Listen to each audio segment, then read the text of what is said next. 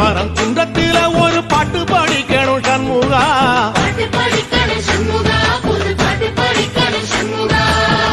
உள்ளிமையில் ஏறி வந்து நீ கேட்டு ரசிக்கணும் சண்முகா,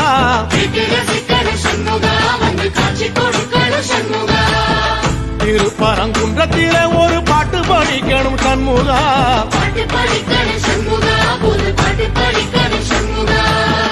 உள்ளிமையில் ஏறி வந்து நீ கேட்டு ரசிக்கணும் சண்முகா,